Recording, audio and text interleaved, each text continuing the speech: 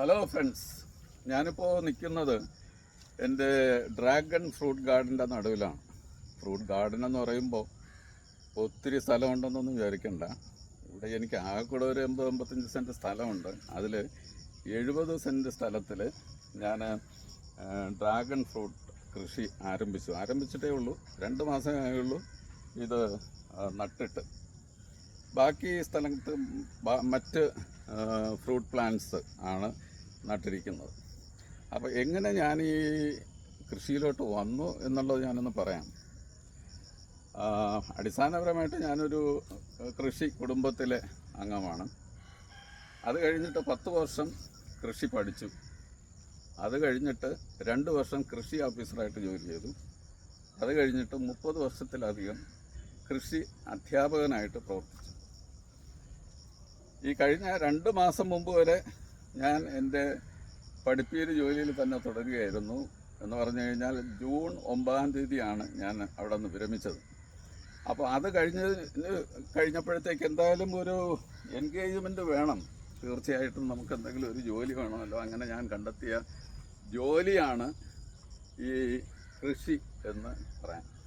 കൃഷി എന്ന് പറഞ്ഞു കഴിഞ്ഞാൽ അധ്യാപന ജോലി വലിയ റോയൽ ജോലിയാണ്, അങ്ങനെ ആ രീതിയിൽ പറയാറുണ്ട്.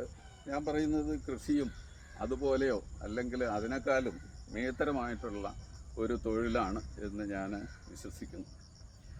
അപ്പോൾ ഇപ്പോഴത്തെ എൻ്റെ പ്രവർത്തനം എന്ന് പറഞ്ഞു കഴിഞ്ഞാൽ രാവിലെ ഒരു 2 മണിക്കൂർ എൻ്റെ കൃഷിയിടങ്ങളൊക്കെ ചുറ്റി നടക്കും. നിങ്ങൾക്കറിയാം, നമ്മുടെ കൃഷിയിടത്ത് ഇറങ്ങിക്കഴിഞ്ഞ് കഴിഞ്ഞാൽ എപ്പോഴും നമുക്ക് ചെയ്യാൻ എന്തെങ്കിലും ഉണ്ടാകും. എൻ്റെ അവസ്ഥ അത് തന്നെയാണ്. ഞാനിത് വന്നു കഴിഞ്ഞ് കഴിഞ്ഞാൽ ഈ ഈ ഡ്രാഗൺ ഫ്രൂട്ടിനെ സംബന്ധിച്ചിടത്തോളം ഒരു പ്രധാനപ്പെട്ട കാര്യം എന്ന് പറഞ്ഞു കഴിഞ്ഞാൽ അതിനെ ശരിയായ രീതിയിൽ ഇതിൻ്റെ ഈ മുകളിലുള്ള ഈ റിങ്ങിൽ കയറത്തക്കവണ്ണം ഇതിനെ കെട്ടിയൊക്കെ വെച്ച്, ഇതാണെന്ന് നമുക്കറിയാതെ ഈ വളർന്നു വരുന്ന ശിഖരങ്ങളൊക്കെ നേരെയാക്കണം.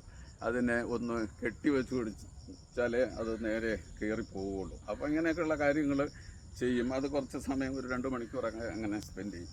അപ്പോൾ ഇങ്ങനെ നടക്കുന്ന സമയത്ത് ഞാൻ ശ്രദ്ധിച്ചിട്ടുള്ള ഒരു കാര്യം, എന്തെങ്കിലുമൊക്കെ കാര്യങ്ങൾ എനിക്ക് മറ്റുള്ളവരോട് പറയാൻ ഉണ്ട്. കൊച്ചു കൊച്ചു കാര്യങ്ങളാണ്.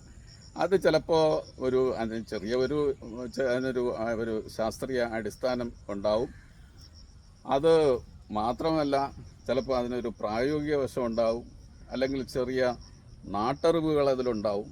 അപ്പോൾ ഇതെല്ലാം ചേർന്നിട്ടുള്ള ചില കാര്യങ്ങൾ, ചില മെസ്സേജുകൾ മറ്റുള്ളവരുമായിട്ട് പങ്കുവയ്ക്കാൻ ഉണ്ട് എന്ന് എനിക്കൊരു തോന്നലാണ്.